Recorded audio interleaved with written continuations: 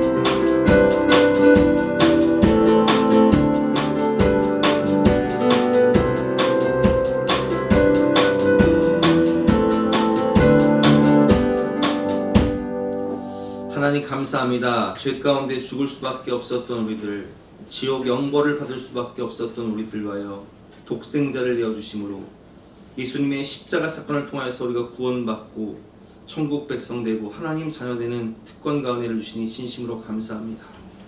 이 시간 주님의 십자가를 바라보며 진실한 마음으로 회개하며 예배 가운데 나아가오니 하늘 문을 여시고 임재하셔서 풍성한 은혜를 넘치도록 부어 주시옵소서. 감사드리며 예수 그리스도 이름으로 기도드렸사옵나이다. 만일 우리가 죄가 없다고 말하면 스스로 속이고 또 진리가 우리 속에 있지 아니할 것이요 만일 우리가 우리 죄를 자백하면 그는 미쁘시고 우로사 우리 죄를 사하시며 우리를 모든 불의에서 깨끗하게 하실 것이라. 그러므로 주 예수 그리스도 안에 있는 자에게는 결코 정죄함이 없느니라. 아멘. 사죄를 확신하며 다같이 사도신경으로 우리 신앙을 고백하시겠습니다. 나는 전능하신 아버지 하나님 천지의 창조주를 믿습니다. 나는 그의 유일하신 아들 우리 주 예수 그리스도를 믿습니다. 그는 성령으로 잉태되어 동정녀 마리아에게서 나시고 본디오 빌라도에게 고난을 받아 십자가에 못 박혀 죽으시고 장사된 지 3일 만에 죽은 자 가운데서 다시 살아나셨으며 하늘에 오르시어 전능하신 아버지 하나님 우편에 앉아 계시다가 거기로부터 살아있는 자와 죽은 자를 심판하러 오십니다. 나는 성령을 믿으며 거룩한 공교회와 성도의 교제와 죄를 용서하는 것과 몸의 부활과 영생을 믿습니다. 아멘. 다 같이 앉으셔서 함께 찬송하시겠습니다.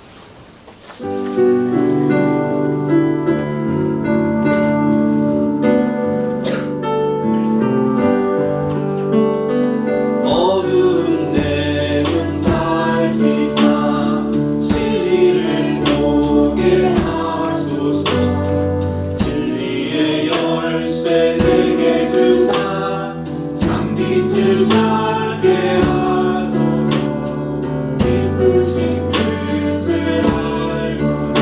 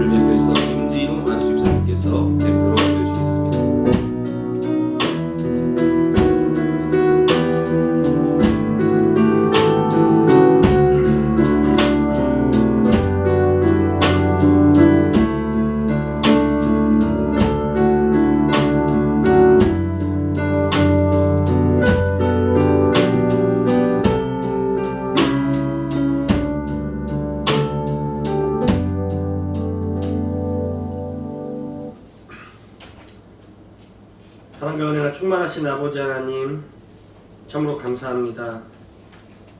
우리에게 주어진 하루하루의 모든 일상이 당연한 것이 아닌 아버지 하나님께서 주시는 기적과 같은 은혜와 축복임을 알게 하시니 참으로 감사합니다. 우리가 함께 모여 드릴 수 있는 예배의 처소가 있다는 것, 마음껏 목청 높여 찬양을 드릴 수 있다는 것, 때로는 마음의 무거운 짐으로 인해 주님 앞에 나와 기도할 수 있다는 이 모든 것이 지금 저희들은 너무나도 당연한 것처럼 누리고 살고 있지만, 이거는 당연한 것이 아닌 지극히 높으신 아버지 하나님의 은혜이며 저희들에게 허락하여 주신 너무나도 큰 축복임을 고백합니다. 지난번 우리 아이들이 필리핀 단기 선교의 모습을 통해 우리가 얼마나 크고 놀라운 기적과 같은 삶을 살고 있는지 감사하지 못한 채 살고 있었음을 반성하게 되었습니다. 주님께서는 저희들에게 항상 기뻐하라고, 기도하라고, 또한 범사에 감사하라고 말씀하셨음에도 남과 나를 비교하며 부족한 것에 불평하였고 가진 것을 움켜쥐려고만 했던 우리의 모습이 주님 보시기에 얼마나 부끄러운 모습이었는지 알게 되었습니다. 감사함이 없었던 우리들의 심령을 주님 새로이 새싹이 돋아나는 봄과 같이 우리의 삶과 일상의 모든 순간순간마다 감사의 싹이 또한 열매가 맺어질 수 있도록 변화시켜 주시옵소서.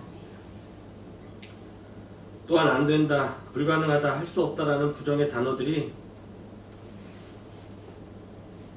주님 안에서 할 수 있다, 하면 된다, 해보자라는 믿음과 능력의 단어들로 변화되어지게 하여 주시옵고, 모세가 홍해 앞에서도 주님의 능력을 신뢰했던 것처럼 눈앞에 막막한 상황 가운데도 주님께서 행하시는 크고 놀라운 일들을 경험하게 하여 주시옵소서. 큰 산아 내가 무엇이냐, 내가 스룹바벨 앞에서 평지가 되리라 하신 말씀이 우리의 삶 가운데로 나타나 능력이 될 것을 믿습니다. 물질이 우리의 연약함이 되지 않게 하시며 건강이 우리를 낙심케 하지 못할 것을 또한 믿습니다. 전지전능하신 하나님, 우리가 날마다 주님의 은혜를 선포하며 하루를 시작하게 하시고 감사로 하루를 마치게 하여 주시옵소서. 한 주를 능력의 말씀으로 시작하고 간증으로 마치는 저희들 되기를 간절히 소원합니다. 베드로가 폭풍 속에서 주님을 바라보고 우리를 걸었던 것처럼 지금 시대적 어려움의 파도 앞에서 우리 예수사랑교회 성도 모두가 주님만 온전히 바라보고 나아가는 저희들 되길 간절히 소원합니다. 분명 주님께서는 저희들을 친히 동행하시며 붙잡고 계신 것을 믿습니다. 오직 완전하신 주님만을 바라봅니다. 저희들의 삶을 이끌어 주시옵소서. 우리의 모든 기도에 응답하여 주시고 우리의 작은 속삭임에도 은혜를 베풀어 주시는 주님께 감사드립니다. 이 모든 말씀 길이요 진리요 생명 되시는 우리 구주 예수 그리스도의 이름으로 기도드렸습니다. 아멘.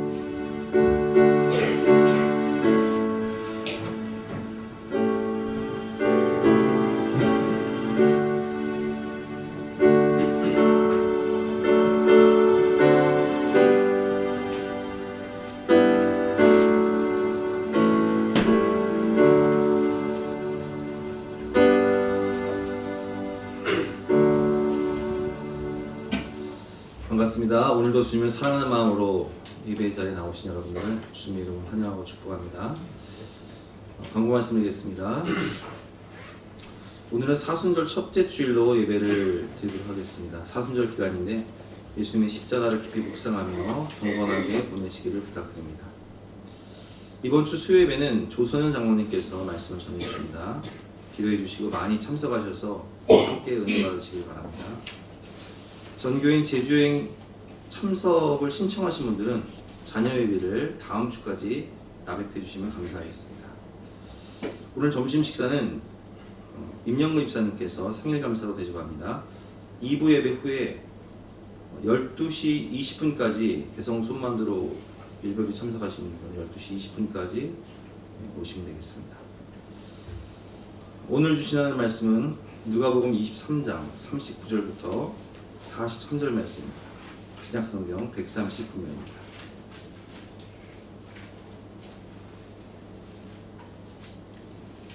누가복음 23장 39절부터 43절까지 말씀 한 절씩 교독하실 때 제가 한 절 읽고 여러분들 한 절 읽도록 하겠습니다. 달린 행악자 중 하나는 비방하여 이르되 내가 그리스도가 아니냐 너와 우리를 구원하라 하되 하나는 그 사람을 꼬리에 이르되 내가 누구나 정죄를 받고서도 하나님을 두려워하지 아니하느냐. 우리는 우리가 행한 일에 상당한 보응을 받는 것이니 이에 당연하거니와 이 사람이 행한 것은 옳지 않은 것이 없느니라 하고 이르되 예수여 당신의 나라에 임하실 때 나를 기억하소서하니. 함께 읽겠습니다. 예수께서 이르시되 내가 진실로 내게 이르노니 오늘 내가 나와 함께 낙원에 있으리라 하시니라. 아멘. 오늘 제목은 잘 죽기 위해서 잘 살아야 합니다 라는 제목으로 본 말씀 어디에서 함께 은혜를 나누도록 하겠습니다. 사순절 기간이라 사순절 설교로 오늘 진행하도록 하겠습니다. 지난주부터 새 학기가 시작되었죠. 그래서 우리 아이들이 새 학년이 되고 또 새 학교를 가기도 하고 새로운 생활을 시작했습니다. 방학이 끝나고 좋은 시절 다 가고 아이들이 아주 분주하게 아침 새벽부터 일어나서 6시부터 일어나서 어떤 아이들은 5시부터 일어나서 씻고 학교를 가고 또 직장을 나가고 열심히 하는 모습을 볼 수 있습니다. 더 나은 미래를 준비하기 위해서 아침 일찍 일어나서 밤 늦게까지 공부하는 아이들의 모습, 그리고 더 나은 미래를 준비하기 위해서 학교 생활과 직장 생활을 병행하면서 열심히 살아가는, 치열하게 살아가는 우리 아이들의 모습을 봅니다. 인생은 준비가 중요합니다. 아무리 하늘에서 비가 많이 와도 준비를 하지 못하면 그 물을 저장할 수 없습니다. 우리가 너무 잘 아는 대로 이스라엘은 건기와 우기가 뚜렷하죠. 6개월 동안 비가 오고 6개월 동안 비가 오지 않아요. 근데 건기를 버틸 수 있는 힘이 뭐냐면 우기 때 얼마나 많은 물을 저장하느냐. 그래서 물 저장고를 땅에 파는 거예요. 우리가 우물을 파듯이 얼마나 큰 물 저장고를 땅을 깊이 넓게 파서 물을 저장하느냐에 따라서 건기를 풍성하고 여유롭게 넘어갈 수 있는 거예요. 아무리 하늘에서 비가 많이 내려도 그것을 저장할 수 있는 물 저장고를 얼마만큼 내가 준비하느냐에 따라서 그걸 담을 수 있는 그릇이 정해지는 거예요. 우리나라에 소양강댐이라고 있지 않습니까? 춘천에 가면 소양강댐이라고 있는데 그 소양강댐이요 채constru는데 몇 년이 걸린지 아세요? 10년이 걸렸습니다. 물 부족 국가인 우리나라에서 그 댐이 없다면 얼마나 큰 어려움을 당했겠습니까? 그러나 10년 동안 그 물을 채울 것을 대비하고 그걸 건설한 거예요. 인생도 마찬가지죠. 준비가 중요합니다. 학창시절에 취업과 미래를 잘 준비해야 후회가 없는데 저는 학창시절에 그렇게 공부를 열심히 하지 않았어요.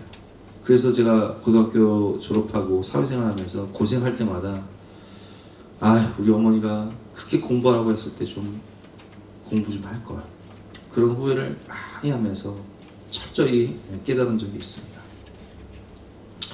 미래를 잘 준비해야 후회가 없습니다.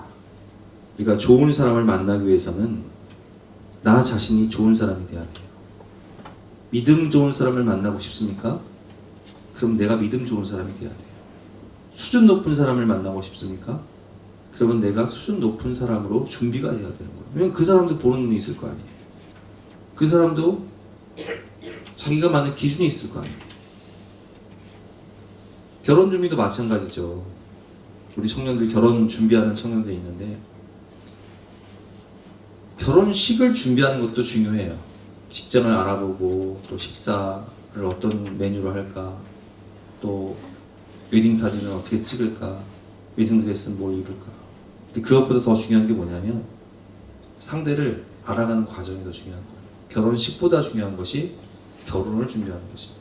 그래서 우리는 결혼 예비학교, 우리 교회는 이제 결혼 예비학교 프로그램이 있는데 상대를 알아가는 거죠. 사랑의 5가지 언어처럼 사랑의 코드가 무엇인지, 그 사람의 가정의 문화가 어떤 문화인지, 왜 저 사람이 저렇게 말을 할 수밖에 없는지, 노고가 어떤지, 이런 것들을 서로에 대해서 알아가면서 준비하는 그것이 진정한 결혼 준비입니다. 부모가 되는 것도 마찬가지죠. 우리는 부모가 될 준비를 안 하고 덜컥 아이를 낳는 경우가 있어요. 그래서 교회에서는 어떤 프로그램을 진행합니까? 아버지 학교를 진행합니다. 사춘기 부모 교실을 진행하는 거예요. 왜? 아버지가 됐는데 아버지 역할을 몰라요. 그래서 아버지 학교를 통해서 사랑을 표현하고 허깅하고 격려하고 이해하고 보듬어주는 그런 과정을 배우는 것이죠. 사춘기 부모 교실을 통해서 아이들이 왜 저런 행동을 하는가를 너그럽게 이해하고 품어줄 수 있는 넉넉한 그런 자세를 배우는 거예요. 출산과 양육도 마찬가지도 준비를 하지 않으면 대책 없이 나오면 방치하거나 심지어 아이를 버리는 경우도 있단 말이에요. 믿음으로 준비된 부모 밑에서 자란 아이들은 다릅니다. 믿음의 어머니 한나를 보고 자란 사무엘 선지자의 모습을 보십시오. 믿음의 부모를 보고 자란 세례 요한. 그 믿음도요, 성품도 그렇고 믿음도 그렇고 우리가 부인할 수 없는 게 우리는 우리 자녀들을 통해서 꼭 내 모습을 보는 것 같아요. 그렇죠. 나는 우리 현지를 보면 꼭 성우종원 선생님 보는 것 같아요. 그렇죠. 나는 우리 진아를 보면 꼭 우리 조인희 선생님 보는 것 같아요. 나는 우리 임성민이를 보면 어떻게 그렇게 아빠를 똑 닮았는지. 근데 또 임주아를 보면 성격은 또 아빠를 닮았어. 희한해요. 외모를 닮든지 성격을 닮든지 성품을 닮든지 또 뭘 닮아요? 믿음을 닮더라고요. 믿음을 생각하는 걸 그대로 담는 거예요. 보고 배우는 거예요. 부인할 수가 없는 것이죠. 믿음의 외할머니 또 믿음의 어머니를 보고 자란 디모데의 모습을 보십시오. 출산도 양육도 내가 준비된 만큼, 내가 보여준 만큼 아이들이 따라오는 거예요. 우리가 열심히 사는 이유는 반드시 내게 찾아올 미래를 준비하기 위함입니다. 학창시절 우리 아이들이 방학 때 보니까 방학 때도 학원을 열심히 다니면서 공부를 하더라고요. 우리 자녀들도 마찬가지고. 왜 그렇습니까? 미래를 준비하는 것이죠. 대학 시험을 준비하는 거예요. 취업을 해서 열심히 돈을 모으는 청년들이 있습니다. 왜 그렇습니까? 요즘은 결혼할 때 집값이 너무 비싸요. 혼수 비용이 만만치가 않아요. 결혼식 할 때도요, 세상에 요즘 결혼식 식사가 얼마인 줄 아세요? 7만원, 8만원? 그러니까 결혼식 어떻게 하냔 말이에요. 우리 때만 해도요, 한 15,000원, 2만원 했나? 그렇죠? 너무나 많은 비용이 들어요. 그래서 미래를 준비하기 위해서 열심히 돈을 벌어도 이게 버거운 거예요. 결혼을 위해서 계획을 세우는 것도 미래를 준비하는 것이고, 출산과 양육도 행복한 미래를 꿈꾸며 미래를 준비하는 것이지 않습니까? 어떤 분들은 직장 생활을 하며 내가 은퇴한 다음에는 내가 창업을 내 사업을 해봐야지, 이렇게 준비하시는 분들도 계세요. 근데 준비를 잘해야 풍랑을 이겨낼 수 있습니다. 제가 요즘 우리 강원동에도 폐업하는 가게들이 워낙 많잖아요. 우리 여기 4단지, 5단지 가다 보면 상가가 2개가 있는데 저쪽 상가는 지금 거의 다 지금 폐업했어요. 우리 상가도 마찬가지. 이쪽 상가들도 마찬가지고 이쪽은 아니다. 반 이상이 지금 폐업하고 있지 않습니까? 경제 위기 속에서 견딜 수 있는 준비가 되어 있지 않으면 우리가 경제 위기를 버티기가 힘든 거예요. 그래서 우리가 그 군대에 있을 때 아침마다 알통구부 하잖아요. 남자분들 알통구부를 하는데 저 같은 경우는 산악구부를 했거든요. 아침에 일어나면 산악구부, 산을 도는 거예요. 알통 다 위에 벗고 막 뛰는 거예요. 근데 진짜 자대 배치 딱 받고 일주일 동안은 아침마다 죽을 것 같더라고요. 왜냐면 산 위를 뛰는 것도 있는데 뛰면서 뭘 시켜요? 군가를 시키잖아. 군가. 숨 쉬는 것도 있는데 군가를 작게 하면요, 2등병이 작게 하면 막 고참들이 막 기합을 준단 말이에요. 근데 한 2달 정도 뛰고 나면요, 막 뛰는 게 가뿐해 그냥. 그거 왜 그래요? 기초 체력이 올라가는 거예요. 처음에 산악행군 할 때는요, 군장 메고 혹은 박격품 메고 산악 행군 30분 하면요 온몸에 땀이 쫙 나오죠. 야, 내가 이거 어떻게 사나? 눈앞이 아찔해요. 그런데 일병 정도 되면요 산악 행군 할만해요. 상병 병장 되면요 그냥 뭐 산책 나가는 것 같아요. 왜 그렇습니까? 짬밥을 먹으니까 그런 거예요. 경험이 중요한 거예요. 우리가 영화를 보면 홍콩 그 무림 고수들이 나오는 영화를 보면 부모를 죽인 원수를 내가 복수하기 위해서 무림 고수를 찾아가지 않습니까? 그러면 고수가 뭐부터 시켜요? 산 아래서 물 떠와라, 장작패라. 그게 쓸데없는 것 같지만 사실은 그 사람의 기초 체력을 키우는 거예요. 우리가 창업을 하기 위해서는요 뭐부터 시작해야 되는지 아세요? 잡일부터 시작해야 돼요. 저는 교회를 개척하기 전에 교회를 개척하기 위해서 10년 동안을 공부하고 훈련을 받았어요. 근데 전임조사 때 교회에서 시킨 일이 뭐냐? 아, 저는 본질적인 사역인 설교를 하고 싶고 성경 공부를 하고 싶고 신방을 하고 싶은데 목사님이 행정을 시키는 거예요. 자꾸 교회 청소를 시키는 거예요. 그때는 이해가 안 됐어요. 그런데 제가 교회를 개척하고 나니까 이해가 돼요. 아, 이게 행정도 중요하구나. 교회 청소도 중요하구나. 물론 본질적인 사역인 성경 공부도 해야 되고 또 신방도 해야 되고 설교도 해야 되고 기도도 해야 되지만 가장 밑바닥 아무도 하지 않으니 화장실 청소 같은 것 이런 것들도 내가 해야 될 일이더라고요. 그래서 여러분 우리가 창업을 계획한다면 최소한 그 분야에서 5년 이상 밑바닥 생활 해봐야 돼요. 가능하다면 10년 이상 이런저런 경험 다 산전수전 다 겪고 창업을 해도 경제 위기가 오면 이길까 말까 하는데 아무런 준비 없이 그저 한 몇 주나 몇 달 어디 가가지고 그냥 살짝 배우고 창업을 한다? 이건 스스로 무덤파는 일이에요. 여러분 준비된 만큼 아까 제가 말씀을 드렸죠. 아무리 비가 많이 와도 내가 물 저장고를 얼마나 깊이 파느냐 넓게 파느냐가 가뭄을 견딜 수 있는 힘과 능력이 되는 거예요. 노후를 준비하는 분들도 은퇴 후를 대비해서 연금을 들어놓고 또 우리 아버지 어머니 같은 경우는 우리 아버지 80이신데 지금도 일하시잖아요. 우리 어머니 70대 중반이신데 지금도 일하세요. 왜? 노후를 준비하는 거예요. 자식들한테 부담 안 주고 내가 할 수 있는 최선을 다해서 노후를 대비하는 것이죠. 이것 또한 미래를 준비하는 것이지 않습니까? 여러분 성경의 인물들도 보면 하나님께서 쓰시기 위해서 그 사람을 준비시킨다는 거예요. 요셉은 어떻습니까? 30세의 총리가 되기 이전에 10대부터 노예가 됩니다. 억울하게 죄수가 되어서 거기서 또 훈련 받습니다. 왜? 그 과정이 반드시 필요하기 때문에 하나님께서 훈련시키시는 거예요. 밑바닥 생활. 모세는 성경의 저자이지 않습니까? 모세 오경 모세가 쓴 거잖아요. 이집트 왕자로서 훈련받고 광야에서 또 민족의 지도자로서 양들을 이끄는 백성들을 이끄는 목동으로서 광야 훈련을 하나님이 40년 도합 80년을 훈련을 시키시는 거예요.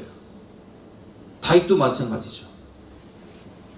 양들을 지키기 위해서 물맷돌을 던지면서 목동으로서 훈련을 받고 또 사울에게 추격당하면서 10년 이상 광야에서 하나님만 바라보는 광야 훈련을 하나님께 시키지 않습니다. 예수님의 공생에 3년 반 동안 공생애 생활을 하시지만 사실은 30년 동안 준비를 하셨다는 거예요. 30세 이후에 공생애를 시작하시지 않습니다. 12제자도 그냥 쓰임받는 게 아니에요. 예수님과 함께 동고동락하면서 3년 반을 보고 배우지 않습니까? 여러분 우리가 하나님께 쓰임받고 싶다면 미래를 잘 준비해야 되는 것입니다. 우리 자녀들 미래는 내가 준비한 만큼 하나님께서 나를 사용하실 수 있는 거예요. 그런데 가장 중요한 준비가 있습니다. 우리가 취업을 준비하고 결혼을 준비하고 창업을 준비하고 노후를 대비하는 것도 중요하지만 정말 가장 중요한 준비가 있다는 거예요. 그것은 바로 인생의 마지막 순간을 위한 준비입니다. 세상 어느 누구도 피할 수 없어서 반드시 겪어야만 하는 관문, 바로 죽음과 심판의 문제입니다. 우리는 다 한 번 죽는 것은 사람에게 정한 것이요 그 후에는 심판이 있으리니 하나님 앞에 딱 서게 될 거예요. 그 심판대 앞에서 내가 과연 천국과 지옥으로 판정을 받을 때 나는 어떤 판정을 받을 것입니까? 누구도 피할 수 없는 반드시 겪어야만 하는 죽음이라는 관문, 심판이라는 관문, 나는 어떻게 준비를 하고 있습니까? 이쯤에서 한 번쯤 생각해 보겠습니다. 나는 나의 미래를 위해서 얼만큼 열심히 준비하며 살아가고 있습니까? 대책 없이 살아가고 계시지 않으세요? 대책 없이 살아가던 제 꼴납니다. 우리 자녀들 저 좀 보세요. 대책 없이 살아가던 목사님 꼴납니다. 제가 어쨌다고요? 졸업하고 후회 많이 했습니다. 고생하면서. 나는 나의 최후의 순간 죽음과 심판이라는 관문을 통과하기 위해서 하나님 앞에 설 때 어떤 모습으로 설 수 있나? 얼만큼 열심히 믿음으로 준비하며 그날을 준비하며 깨어 살아가고 있나요? 오늘 본문은 세 사람의 인생 마지막 순간이에요. 십자가에 달린 세 사람 다 죽습니다. 근데 그 임종의 순간, 제가 오늘 제목을 어떻게 정했죠? 잘 죽기 위해서는 잘 살아야 합니다. 삶이 죽음과 심판을 결정하는 거예요. 내가 어떻게 살아왔는가, 내 삶이 성적표가 되는 거예요.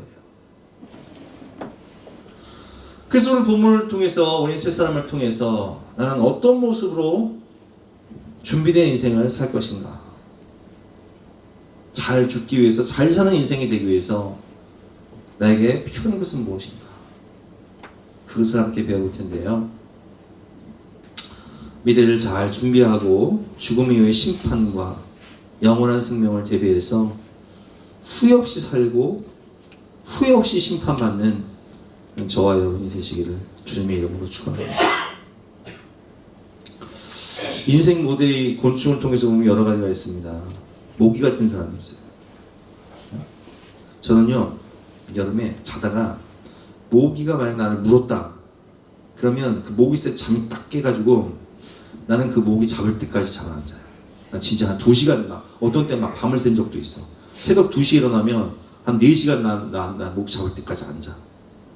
내 피 빨아먹은 그 모기를 죽여야만 속이 시원해. 이렇게 남들에게 피해만 주고 정말 득이 안 되는 해충 같은 사람이 있어요. 이런 사람들은요, 내가 진짜 막 이런 기도를 하시는 분들이 계세요. 주여, 그 인간 좀 데려가 주시옵소서. 내가 옛날 철이 없을 때는요, 무슨 저런 기도를 하나, 무슨 믿음의 사람 저런 기도를 하나, 나 그런 생각을 했어. 근데 살아보니까 해충 같은 사람이 있어. 아주 징글징글 맞아. 오죽하면 주여 데려가 주시. 귀신은 뭐 하나 저 인간 안 데려가고. 해충 같은 사람이죠. 두 번째 어떤 사람이 개미 같은 사람. 열심히 살아요. 근데 남들에게 전혀 도움을 주지 않아요. 그냥 자기 이익을 위해서만 열심히 살아요. 성실하게 살아가죠. 마지막은 어떤 사람이 있습니까? 꿀벌 같은 사람. 주변 사람들을 행복하게 해줘요. 달콤하게 해줘요. 주변 사람들 기쁨을 줘요. 행복을 주죠. 나도 살고 남도 살리는 인생이죠. 오늘 본문의 인생 모델 세 사람은 어떻습니까? 예수님께서 빌라도의 법정에서 재판을 받으실 때 유대인들이 예수를 십자가에 못 박아라, 예수를 십자가에 못 박지 않으면 당신은 가이사의 종이 아니다 외치니까 빌라도는 예수님이 죄가 없는 줄 알면서 자신의 정치적 생명을 위해서 예수님을 내어줍니다. 근데 죄명이 있어야 되잖아요. 죄명. 그래서 유대인들의 법으로 하면은 신성모독죄예요. 왜냐면 하나님의 아들이라고 했으니까. 네가 무슨 하나님의 아들이냐, 말도 안 되는 소리. 신성모독. 두 번째 정치적인 죄로는 뭐예요? 반란죄. 왜냐면 네가 유대인의 왕이라고 했으니까. 그래서 이 두 가지 제목으로 예수님 십자가에 못 박았는데, 예수님을 도매구로 넘기기 위해서 예수님 십자가에 못 박을 때 두 살인 강도를 같이 십자가에 못 박아버립니다. 왜냐면은 그래야 모양새가 좋으니까. 그래야 예수님을 살인 강도 수준으로 떨어뜨릴 수 있으니까. 반란죄로, 원래 로마의 십자가는 로마의 사형틀이잖아요. 반란죄나 살인 강도, 흉악범들이 죽는 사형틀이란 말이에요. 그래서 그 수준으로 격화시키기 위해서 예수님과 함께 두 살인 강도를 못 박아버린단 말이에요. 근데 오늘 본문을 보면 왼편 강도가 있고 오른편 강도가 있는데, 왼편 강도는 죽어가면서 어떻게 해요? 죽어가면서도 예수님 비방해요. 뭐 너나 나나 별반 다를 거 없다는 거죠. 39절 말씀 한번 같이 읽어보겠습니다. 시작. 달린 행악자 중 하나는 비방하여 이르되 내가 그리스도가 아니냐 너와 우리를 구원하라 하면서 예수님 비방하고 조롱하고 있어요. 네가 하나님의 아들이면 너 자신을 구원하고 우리를 좀 구원해와라. 이 사람은 회개가 없어요. 본문의 살인 강도는 광야의 길목에서, 이제 로마가 이스라엘을 정복하고 있으니까 우리가 너무 잘 알고 있듯이 과도한 세금을 매긴단 말이에요. 그래서 이 세금으로 막 집도 빼앗기고 또 땅도 빼앗기고 노예들이 많았단 말이에요. 노예 탈출해서 뭐예요? 살인 강도하는 거예요. 상인들 지는 아니면, 왕의 대로같이 무역상인들이 지는 아니면 그걸 빼앗기 위해서 이제 살인 강도가 때를 잃어가지고 밤에 기습을 해서 그 사람들 죽이고 그리고 그 재물을 뺏어오는 그런 일들을 했는데, 나 살기 위해서 수단과 방법을 가리지 않고 남을 죽이며 살아가는 이기적인 인생, 지금으로 말하면 보이스피싱 같은 사람들, 나 살기 위해서 수단과 방법을 가리지 않고 그 어른들의 노후 자금을 남의 수술비를 막 빼가는 거예요. 정말 해충 같은 사람들이죠. 데려가 주시옵소서. 이런 사람들, 죄 가운데 태어나 평생 죄만 짓고 남들에게 피해만 주고 사람 죽이고 그러면서도 회개도 없고 죄사함도 받지 못하고 죽어 심판받아 아주 지옥에서 가장 그냥 뜨거운 그곳에서 고통받을 그 사람들 모델이 오늘 왼편 가운데 사는 날 동안 가족들과 주변 사람들에게 너무 피해 아픔을 주고 애굽의 바로왕 같이 강팍해서 복음을 전해도 내 주먹을 믿고 살자, 하나님이 어디냐 하면서 거부하고 지옥문을 향해 브레이크 없이 그냥 달려가는 인생이죠. 여러분, 이런 사람들은요, 임종할 때 보면 죽음과 심판 앞에서 극심한 두려움과 공포 가운데 아주 고통스럽게 죽어갑니다. 왜냐면 막 얼굴이 일그러지면서 갈 수밖에 없는 이유가 자신이 갈 곳을 알잖아요. 내가 어떻게 살았는지 내 자신의 성적표를 내가 알잖아요. 두 번째는 어떤 유형입니까? 오른편 강도 같은 사람인데 40절부터 43절 말씀 제가 읽어보겠습니다. 하나는 그 사람을 꾸짖어 이르되 내가 동일한 정죄를 받고서도 하나님을 두려워하지 아니하느냐. 우리는 살인 강도잖아요. 우리는 우리가 행한 일에 상당한 보응을 받는 것이니 이게 당연하거든요. 우리는 사형당할 만한 그런 일을 했잖아요. 너무 많은 사람을 죽였잖아요. 죄 없는 사람들을. 나 살고자 너무나 많은 사람들을 죽였으니까 이렇게 십자가에 못 박혀 죽는 것이 당연한 것이지만, 이 예수님은 그 행한 것이 옳지 않은 것이 없다. 병자를 고치고 귀신 들린 자를 쫓아내고 낙심한 자를 위로해주고 죽은 자를 살리고 복음을 전하고 하는 사람들을 살렸던 예수님의 인생을 봐라. 옳지 않은 것이 없다 하면서 예수님께 부탁을 해요. 이르되 예수여, 당신의 나라에 임하실 때, 천국 가실 때 나 좀 기억해 주세요. 나 좀 불쌍히 여겨주시고 나도 좀 은혜로 구원해 주세요. 제가 회개하며 예수님 십자가를 붙들겠습니다. 빈손 들고 앞에가 십자가를 붙드네 의가 없는 자라도 도와주신 거라. 예수님 뭐라고 말씀하십니까? 43절 말씀 같이 읽어보겠습니다. 시작. 예수께서 이르시되 내가 진실로 내게 이르노니 오늘 내가 나와 함께 낙원에 있으리라 하시니라. 아멘. 이런 사람은 죄 가운데 태어나 평생 죄만 짓고 살았지만 하나님의 은혜로 구원받고 변화된 사람입니다. 부끄러운 구원이지만 구원받아요. 제가 옛날에 의정부에서 사역할 때 노인대학을 했는데 노인대학을 통해서 전도된 부부가 있어요. 이제 그 부부가 이제 제가 속한 교구에 있었기 때문에 제가 신방을 가서 예배를 드리는데 그 할머니가 저한테 그런 얘기를 하는 거예요. 이 양반이요 젊었을 때 내 속을 얼마나 쓰겠는지 몰라요. 이 양반이 캬바레에서 춤추는 강사였다는 거예요. 그래서 젊은 시절에 아주 딴살림을 몇 번을 잘했대. 내 속을 몇 번을 뒤집었는지 몰라. 근데 그렇게 평생 죄만 짓던 그 인간이 노인대학 가서 누구를 만나요? 예수님 만나요. 구원받아요. 그래서 이 두 부부가요 항상 모든 예배에 다 참석을 해요. 새벽부터 일어나 기도하고 주일 예배, 오후 예배, 수예배 다 참석하면서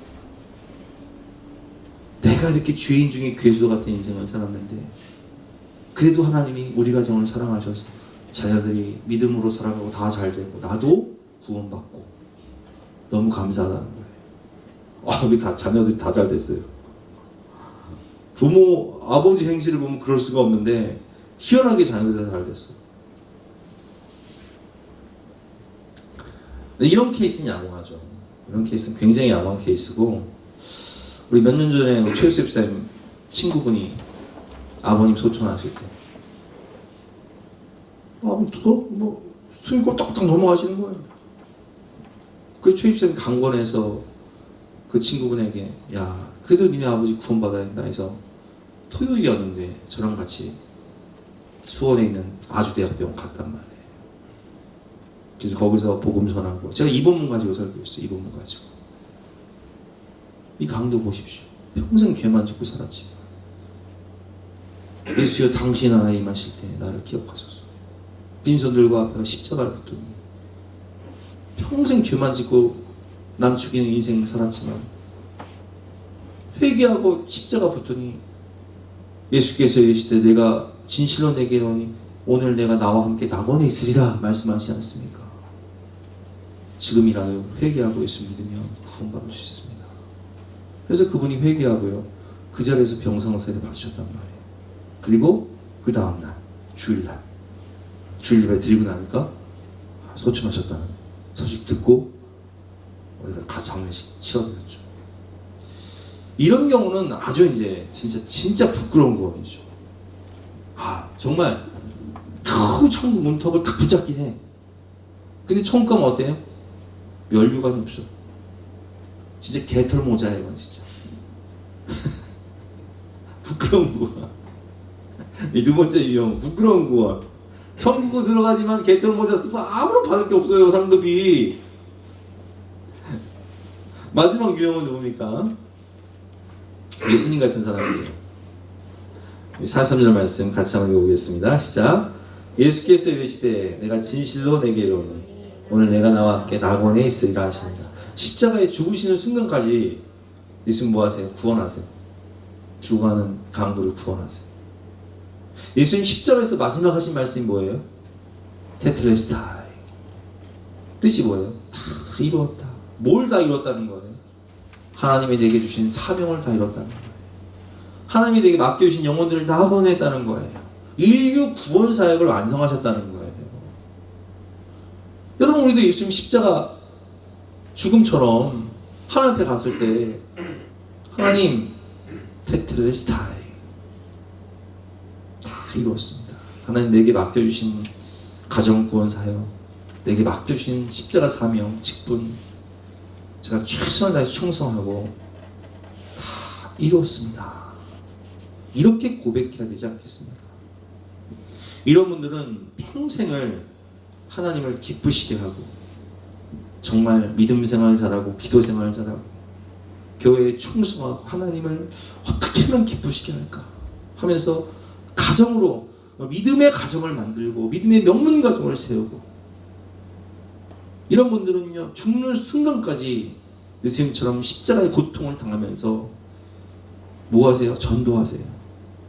중병으로 투병생활을 하면서도 병원에 믿지 않는 사람들이 있으면 그분들에게 복음 전하고 기도해주고 위로해주고 그분들을 천국으로 이끌어주는 그런 사람들이죠. 많은 사람을 옳은 대로 돌아오게 하잖아요. 하늘의 별과 같이 영원토록 빛나리라. 하나님 나라의 스타입니다. 죽는 순간까지 자녀들과 후손들을 위해서 또 교회 성도들과 전도 대상자를 위해서 기도하며 사랑으로 섬기는 삶을 살아가시는 분들입니다. 우리 지난주에 남원영 원사님 소천하셨지만 남원영 원사님처럼 평생 기도하며 소천하는 그날 새벽까지 새벽 기도하며 가족들을 위해 자녀들을 위해 성도들을 위해 목회자를 위해 기도하며 사랑으로 주변 사람들 섬기고 또 할 수 있는 대로 전도하고 우리 교회 권사님들 대부분 다 그렇게 살아가시지만 우리 교회 집사님들 대부분 그렇게 살아가시지만 이렇게 예수님처럼 죽는 순간까지 내게 맡겨주신 사명을 다 이루며 살아가는 그런 분들의 삶은요 주님 나라 가는 그날이 가장 영광스러운 날이고 가장 기쁜 날이고 가장 복된 날이고 가장 기다려지는 날이에요. 여러분 오늘 결론인데요. 오늘 제목이 뭐였어요? 잘 죽기 위해서는 잘 살아야 합니다. 인생도 준비가 필요하듯이 죽음도 준비가 필요하다는 거예요. 여러분 죽음의 순간, 임종의 순간을 보면 그 사람이 갈 곳을 알아요. 왜? 성적표 나와 있으니까. 수능 보면요 점수 딱 받는 순간 내가 갈 곳을 안다니까요. 내 수준이 나오니까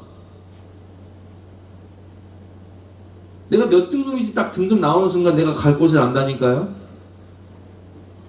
인생 성적표 받으면 내가 갈 곳 아는 거예요. 잘 죽기 위해서 잘 산다는 그 얘기는 우리가 그 관문을 통과하기 위해서 천국이란 관문을 통과하기 위해서 인생 성적표를 잘 받아야 된다는 뜻이에요. 제가 어렸을 때 준비를 안 하고 살았잖아요. 노는 것만 좋아하고 뭐 교회만 열심히 다니고 노는 것만 좋아했다고. 근데 대학 시험을 보려고 하니까 갈 곳이 없어. 내가 하도 마음이 답답해서 선생님 찾아가서 했어요.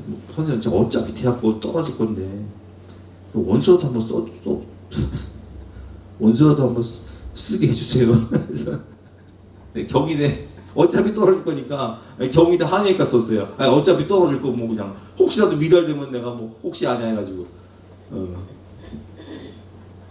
아이고 참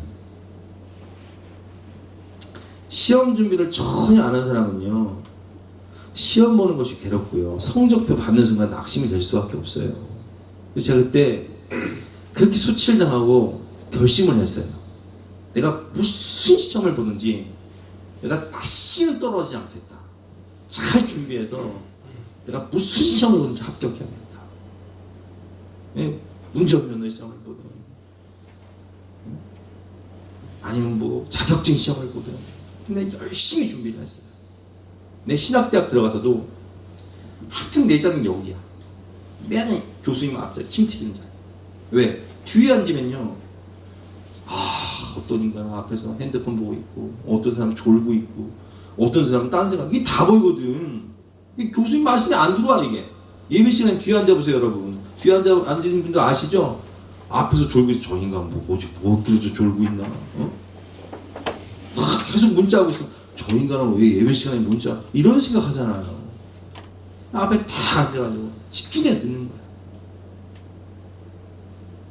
그리고 목사고 준비할 때도요 저는요 목사고 다섯 과목 보는데요 그 다섯 과목 내 합숙도 들어가고 평상시 열심히 막 한 6개월 이상을 막 목사고시 준비를 한 거예요. 목사고시 시험 보는 날 답안지를 쓰는데 아주 빽빽해. 그러니까 감독관이 딱 보더니 전사님이 굉장히 준비를 열심히 했네요? 초시예요? 예, 초시입니다. 이야, 합격하겠는데? 그러고 가는 거예요. 초시 합격률이 10%예요. 100명 중에 10명이 5년 안에 합격을 해야 되는데 초시 합격률이 10%예요. 여러분 제 준비를 이렇게 열심히 했어요. 합격 안 하겠어요? 당연히 합격하지. 여러분 준비 안 하는 인생은요 수치를 당해요. 제가 그 당해봤잖아요. 인생의 쓴맛을 봐잖아. 근데 준비된 인생은요 영광이 있는 거예요. 당당한 거예요. 시험 보는 게 기대가 된다니까요. 즐거워요. 인생을 살며 우리는 미래를 잘 준비해야 돼요. 공부도 열심히 하고 또 취업 준비도 하고 결혼 준비도 하고 또 창업 준비도 하고 노후 준비도 잘해야 돼요. 최선을 다해야 돼요. 하지만 더 중요한 것이 뭐라고요? 영생을 위한 준비예요. 영생을 위해서 잘 준비해야 돼요. 누구도 피할 수 없는 그 죽음과 심판이라는 결정적인 순간, 그 순간을 위해서 우리 모두는 잘 죽기 위해서, 잘 심판받기 위해서 잘 살아야 합니다. 인생 성적표, 믿음의 성적표를 하나님 앞에 잘 들고 가야 돼요. 착하고 충성된 종아, 내가 잘하도다. 참 수고 많았다. 하나님의 나라를 위해서 영혼권 하느라고 가정을 믿음으로, 자녀들을 믿음으로 양육하고 믿음의 본을 보이느라고 정말 수고 많았다. 눈물로 기도하고 사랑으로 섬기느라고 정말 수고 많았다. 내가 다 안다. 이렇게 칭찬받는 인생, 하나님을 기쁘시게 하며 사람을 살리는 인생을 살아가 그 죽음의 날이, 그 심판 날이 가장 영광스러운 날이요 복된 날이 되시는 저와 여러분 되시기를 주님의 이름으로 축원합니다. 우리 함께 찬양, 할 수 있다 하면 된다. 미래를 잘 준비하고 영생을 잘 준비할 수 있도록 힘차게 찬양하고 기도하도록 하겠습니다.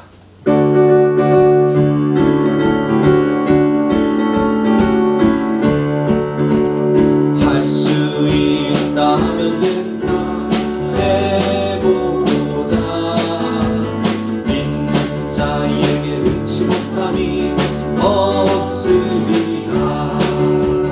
나는 부족해도 나는 약해도 주님 도와주시니 의심 말고 두려워 말라.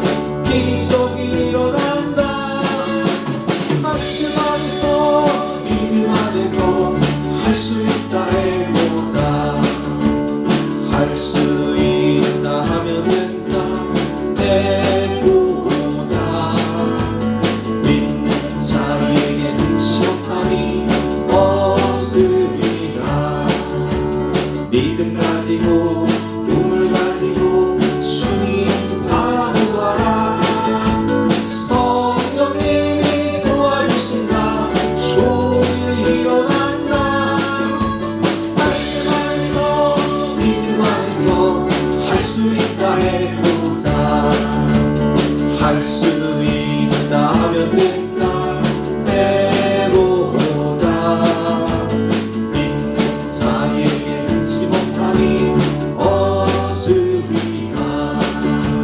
기도하면서 찬양할 때 주님 함께 하신다. 할렐루야 할렐루야. 기적이 일어난다. 말씀 안에서 믿음 안에서 할 수 있다. 할렐루야 할렐루야 할렐루야. 기적이 일어난다. 말씀 안에서 믿음 안에서 할 수 있다 해. 주여 한번 해주고 주신 말씀 생각하면서 간절한 마음으로 하겠습니다.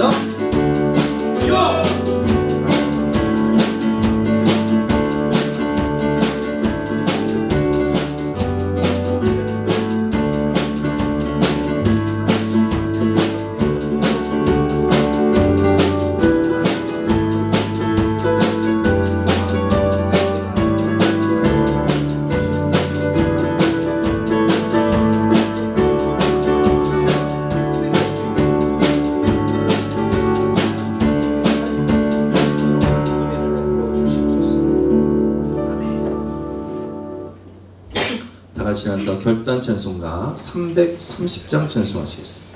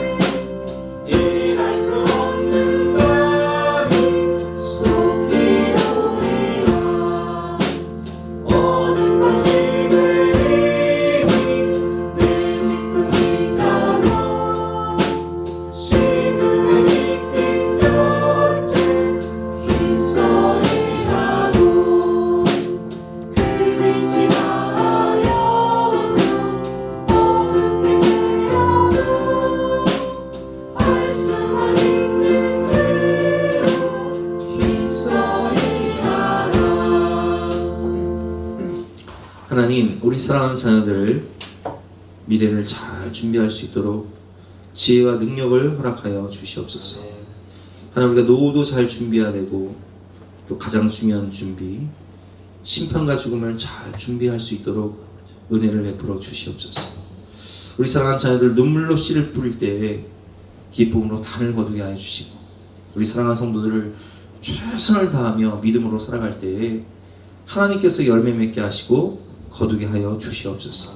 혹시 너무나 열심히 살아감으로 인해서 지금 너무나 지쳐있고 영적 침체에 있는 성도들이 있다면 하나님께서 위로해 주시고 여호와를 앙망할 때에 독수리 날개 올라가는 살힘 사의 은혜를 공급해 주심으로 여호와는 나의 목자시니 내가 부족함이 없습니다. 회복될 수 있도록 풍성한 은혜와 축복을 허락하여 주시옵소서. 잘 죽기 위해서 잘 사는 인생, 심판대 앞에서 다 이루었습니다 고백함으로 착하고 충성된 종아, 내가 참 수고가 많았구나, 잘하였도다, 내가 다 안다, 내가 다 보았다 칭찬하시며 의의 멸류관, 생명의 멸류관을 다 받는 저와 우리 모든 성도들 될 수 있도록 축복하여 주시옵소서. 우리가 먼저 그의 나라와 그의 의를 구할 때 이 모든 것 또한 더해 주실 것을 믿고 감사드리며 거룩하신 예수 그리스도 이름으로 기도드렸사옵나이다. 지금은 우리 구주 예수 그리스도의 은혜와 독생자를 주신 영원하신 하나님의 사랑과 성령 하나님의 감화감동 역사하심이 우리 모든 성도님들 머리머리 위에, 앞날 위에, 가정 위에 지금부터 영원까지 함께 하시기를 간절히 축원하옵나이다. 아멘.